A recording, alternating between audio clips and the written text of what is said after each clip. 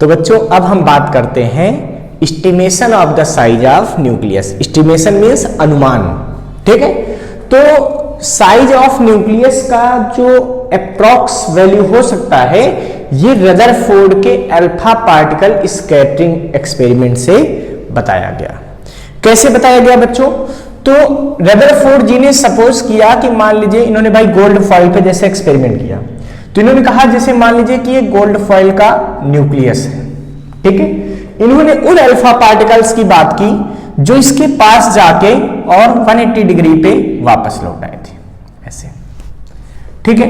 तो इन्होंने सपोज किया कि मान लीजिए कोई ये अल्फा पार्टिकल ऐसे जा रहा था, ठीक है, और यहां से जब अल्फा पार्टिकल रिलीज हुआ अपने सोर्स से, मान लीजिए सोर्स था जहां से अल्फा पार्टिकल रिलीज हुआ, तो इस अल्फा पार्टिकल के पास काइनेटिक एनर्जी होगी, भाई रेडियो एक्टिव सब्सटेंस था, उसने अल्फा पार्टिकल निकाला, वो अल्फा पार्टिकल कुछ काइनेटिक एनर्जी से इस न्यूक्लियस की तरफ आया, गोल्डन फॉइल की तरफ गया। जब वो किसी एटम से टकरा के वापस आएगा, किस किस में वापस आएगा बच्चों? कि वो बिल्कुल स्ट्रेट इसके सामने गया होगा ऐसे, ठीक है। और जैसे नहीं होता कहीं गेंद मारते हो दीवार में तो क्या होती है, लड़के सीधे वापस आ जाती है, वैसा कुछ हुआ होगा। लेकिन चूंकि यहां पे क्या था कि यहां पे कोलिजन वैसा नहीं है, यहां पे ये वापस आया है ड्यू टू रिपल्सिव फोर्स। क्यों? क्योंकि हमको पता है कि अल्फा पार्टिकल पे कैसा चार्ज होता है, +2, और गोल्ड फॉइल पे कैसा चार्ज होगा? तो अगर इसका एटॉमिक नंबर Z मान लिया जाए, एटॉमिक नंबर का मतलब होता है नंबर ऑफ प्रोटॉन। तो अगर नंबर ऑफ प्रोटॉन Z मान लिया जाए तो इस पे चार्ज कितना हो जाएगा, Zd। अब सोचो एक प्लस चार्ज एक प्लस की तरफ जा रहा है, एक पॉजिटिव चार्ज पॉजिटिव तरफ जाएगा तो क्या होगा वहां पे सीधी सी बात है रिपल्सन होगा। अब जब रिपल्सन होगा तो ये जो काइनेटिक एनर्जी है जैसे जैसे पास जाएगा रिपल्सिव फोर्स बढ़ेगा, क्योंकि हमको पता है कि दो चार्ज अगर हैं Q1 और Q2 और वो एक दूसरे से r डिस्टेंस पर हैं तो इनके बीच एक फोर्स लगता है, ऐसा कूलाम जी ने बताया था। कितना फोर्स लगता है? F = K Q1 Q2/r²। तो जैसे जैसे ये अल्फा पार्टिकल जो यहाँ सोर्स से रिलीज हुआ है जैसे जैसे इसके पास जाएगा तो क्या होगा, r कम होगा। r कम होगा तो फोर्स बढ़ेगा, फोर्स बढ़ेगा तो कैसा फोर्स बढ़ेगा, रिपल्सिव, मतलब अल्फा पार्टिकल जा इधर रहा उसमें फोर्स इधर बढ़ेगा, ठीक है। अब ये एटम तो जाने के लिए फ्री नहीं, क्योंकि ये तो पूरा उसमें है, गोल्ड फॉइल में है, इसका मतलब ये तो चारों तरफ से बंधा हुआ है, इधर उधर के एटम्स के अट्रैक्शन से ये पूरा इंटरमॉलिक्यूलर फोर्सेस से बंधा हुआ है, तो मोशन तो यही कर रहा है। अब इस पे एक फोर्स इधर की तरफ लगने लगेगा, जैसे जैसे पास जाएगा इस फोर्स की वैल्यू बढ़ती जाएगी बढ़ती जाएगी। अब फोर्स जब अपोजिट डायरेक्शन बढ़ेगा तो इसकी वेलोसिटी भी लगातार क्या होगी, कम होगी कम होगी कम होगी कम होगी, और जब ये यहां पहुंचेगा तो क्या होगी, इसकी काइनेटिक एनर्जी 0 हो जाएगी। पहले इसमें K काइनेटिक एनर्जी थी, लेकिन जब इसके करीब पहुंच गया तो काइनेटिक एनर्जी क्या हो गई, 0। अब जब काइनेटिक एनर्जी 0 हो गई, लेकिन इससे अभी भी इस पे क्या लगेगा, रिपल्सिव फोर्स लगेगा, तो उसकी वजह से इस पे इधर एक एक्सेलरेशन लगेगा और ये हाई वेलोसिटी से फिर ये वापस आ जाएगा। कहने का सेंस ये है कि जब ये इसके पास जा रहा था तो उसकी वेलोसिटी लगातार घट रही थी। इसका क्या मतलब हुआ कि उसकी काइनेटिक एनर्जी डिक्रीज होगी, और जब काइनेटिक एनर्जी डिक्रीज होगी तो वो क्या बन जाएगी, वो इलेक्ट्रोस्टैटिक पोटेंशियल एनर्जी में कन्वर्ट हो जाएगी। तो जो काइनेटिक एनर्जी है वो क्या हो गई, इलेक्ट्रोस्टैटिक पोटेंशियल एनर्जी में कन्वर्ट हो गई। और जब यहां पे जब काइनेटिक एनर्जी 0 हो गई तो उसकी पूरी की पूरी काइनेटिक एनर्जी पोटेंशियल एनर्जी में कन्वर्ट हो गई, ठीक है। इससे इन्होंने ये बताया कि मान लीजिए कि ये r डिस्टेंस पर आके वापस चला गया, तो इन्होंने कहा लगभग उसका साइज इससे छोटा ही होगा, तो ये वैल्यू इन्होंने कैलकुलेट कर ली, क्योंकि ऐसा इन्होंने माना कि एटम के अंदर नहीं जा रहा है अल्फा पार्टिकल, उसके पास बिल्कुल करीब जाके वापस आ रहा, ठीक है। तो इस डिस्टेंस से छोटी रेडियस होगी किसकी, इसकी AU की, इसका जो साइज है वो इससे क्या होगा, R से छोटा होगा। तो मेन पहले R की वैल्यू कैलकुलेट करते हैं। तो भाई यहां पे अल्फा पार्टिकल के पास क्या थी, काइनेटिक एनर्जी थी।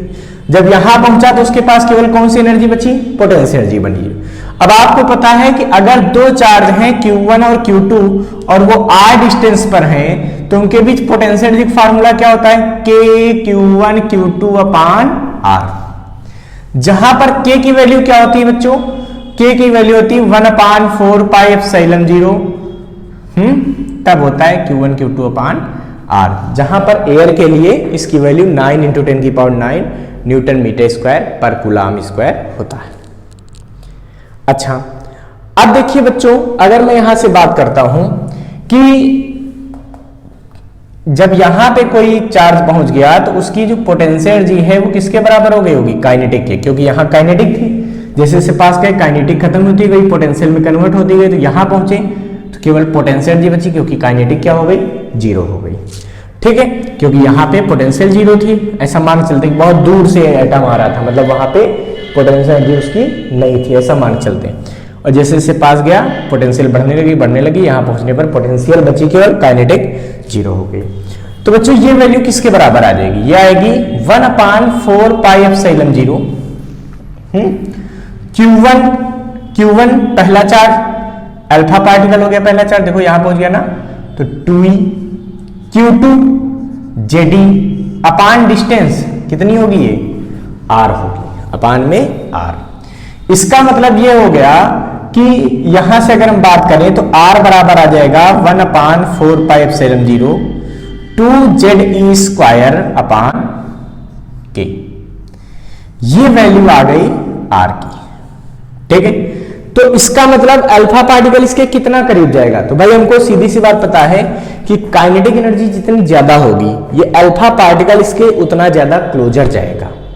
यानी कि अगर मैं बात कर लूं भाई रदरफोर्ड जी के एक्सपेरिमेंट में यहां पे बिस्मथ यूज हुआ था, अब बिस्मथ से जो मैक्सिमम काइनेटिक एनर्जी का अल्फा पार्टिकल निकलता है उसकी मैक्सिमम काइनेटिक एनर्जी होती है 7.7 मिलियन इलेक्ट्रॉन वोल्ट। तो बच्चों मिलियन इलेक्ट्रॉन वोल्ट का क्या मतलब होता है, यह आ जाएगा 7.7 × 1.6 × 10⁻13, ठीक है, जूल। इसको हमने जूल में कन्वर्ट कर लिया। अब इस K की वैल्यू को यहां पे पुट कर दो। ठीक है, तो अगर AU के बात करेंगे फॉर AU, तो AU का एटॉमिक नंबर कितना होता है, Z होता है 79। तो AU के लिए Z 79, तो यहां वैल्यू पुट करोगे तो ये डिस्टेंस R जो है ये निकल के आ जाएगी, इसको R0 लिख दीजिए, ज्यादा अच्छा लगेगा। R0 इक्वल टू बचेगा 1/4 पाई एप्सिलॉन 0, क्या होता है 9 × 10⁹ इंटू 2 इंटू Z की वैल्यू 79 इंटू E², तो 1.6 10⁻19 का होल स्क्वायर अपान में K की वैल्यू कितनी है 7.7 इंटू 1.6 इंटू 10⁻13। जब इसको आप सॉल्व करते हैं तो R0 की वैल्यू आती है अप्रॉक्स 30 इंटू 10⁻15 मीटर।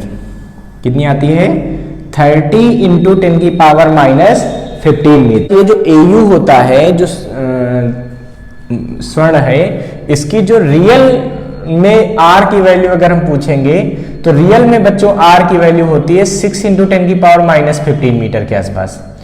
इसका मतलब ये हुआ कि इस सिचुएशन में देखिए जो R की वैल्यू आई है, ठीक है, इसकी अप्रोक्सीमेट डिस्टेंस जो आई है, जो कह सकते हो कि अप्रोच जितना हो रहा था मैक्सिमम, वो जो डिस्टेंस आई है वो क्या है, रियल वैल्यू से थोड़ी सी ज्यादा आई है। तो ये माना गया कि इसका मतलब है कि अल्फा पार्टिकल बिल्कुल इसके करीब, इसके में टच होके नहीं लौटा, इससे कुछ दूर पहले से ही क्या हो गया, रिपेल हो गया और ये वापस आ गया। तो यहां से बच्चों क्लोजेस्ट अप्रोच का आइडिया मिल गया कि कोई अल्फा पार्टिकल कितना उसके क्लोजेस्ट तक, कितना उसके पास तक जाके अप्रोच करेगा। तो देखो मैक्सिमम एनर्जी पे अगर हम बात करेंगे तो लगभग रियल वैल्यू के करीब तक अल्फा पार्टिकल पहुंच रहा था। इसको फटाफट नोट कर लीजिए, फिर हम बात करते हैं इसके बाद